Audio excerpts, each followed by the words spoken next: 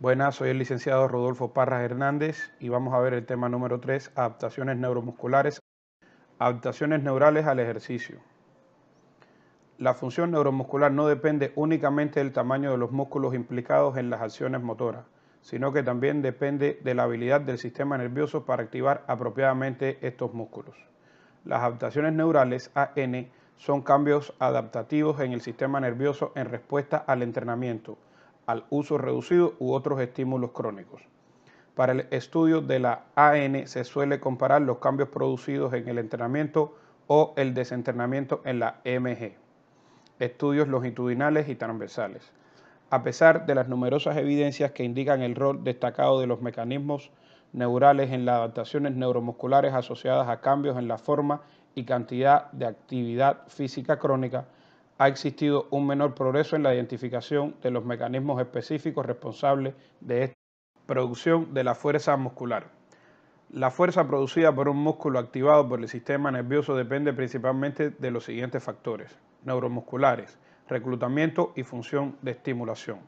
Morfológico, tamaño del músculo, orientación de las fibras musculares, origen e inserción muscular, porcentaje de las fibras musculares de contracción rápida y lenta, etc. Metabólicos, fatiga muscular, hormonas, estimulantes, etc. Psicológico, nivel de activación, motivación, etc. Mecánico, longitud de la fibra muscular, velocidad de cambio en la longitud de las fibras musculares, ángulos de articulación, fuerza y potencia máxima. Como podemos ver en el diagrama, la activación del por motor espinal pasa al sistema nervioso central, la motivación concéntrica, coordinación, activación. Ahora, de ahí pasamos a los órganos sensoriales, huesos musculares, órganos tendinosos, receptores articulares, receptores de la piel, visión y audición.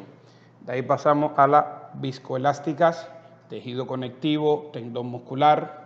De ahí a las biomecánicas serían los ángulos articular, palanca muscular, palanca de fuerza externa. Por último están los músculos, que sería el área de sección transversal, composición de la fibra, propiedades de la actina y miosina, CA, ATP, CP, etcétera, disposición sarcomérica, longitud del músculo y tipos de concentración. Fatiga neuromuscular. Fatiga, aspecto fisiológico más aspecto psicológico. Fatiga general, estado de la homeostasis alterada. Distingue entre la fatiga y extenuación. Fatiga, disminución en la capacidad de generar una fuerza determinada, se desarrolla gradualmente durante el ejercicio.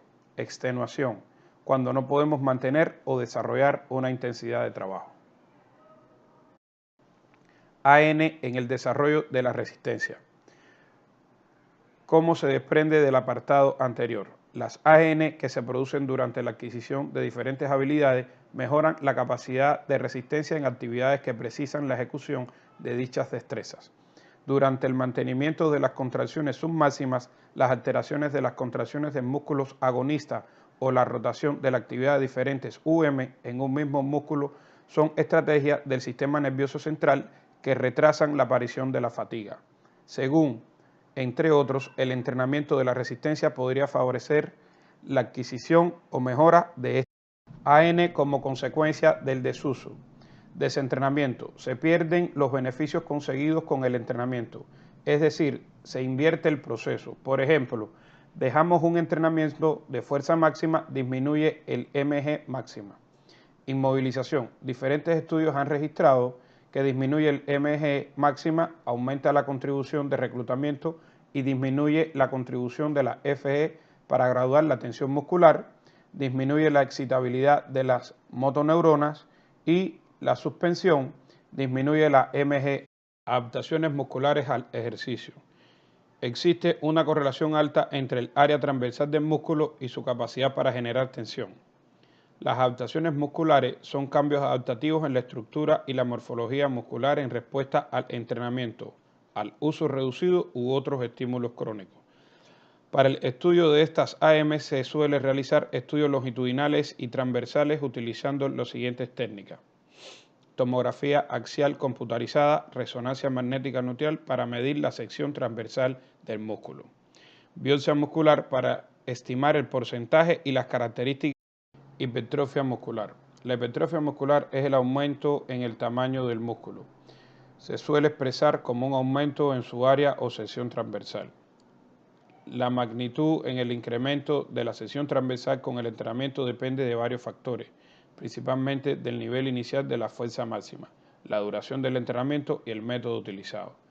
Tipos: hipertrofia temporal, aumento transitorio del tamaño del músculo que aparece tras una simple serie de ejercicios o unas pocas repeticiones y suele desaparecer al cabo de unas horas de haber finalizado. Hipertrofia crónica, aumento del tamaño del músculo que se produce con el entrenamiento a largo plazo. Es más acusada en deportes de fuerza que en los deportes de resistencia. Representa verdaderos cambios estructurales en el músculo, principalmente incremento del tamaño de las fibras, posiblemente aumento del número de fibras musculares, incremento del tejido conectivo, aumento de tamaño de las fibras musculares.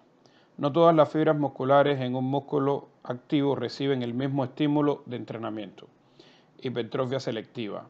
Según cierta evidencia, apunta hacia una hipertrofia selectiva de las fibras musculares CR motivadas por el entrenamiento contra resistencia. El entrenamiento de sprint anaeróbico produce aumento en el tamaño de ambos tipos de fibra, aunque en un estudio de hipertrofia se hizo más evidente en la fibra CR.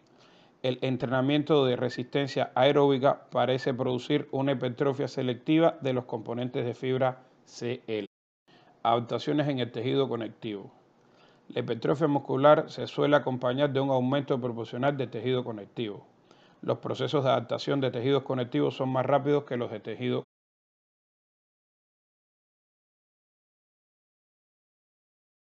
Aumento de la vascularización.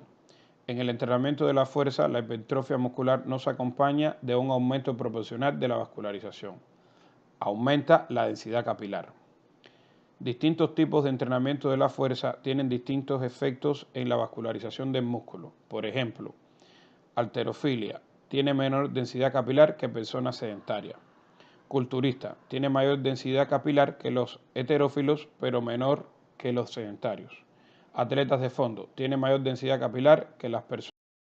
Alteraciones en los tipos de fibras. Es más difícil transformar fibra CL en fibra CR.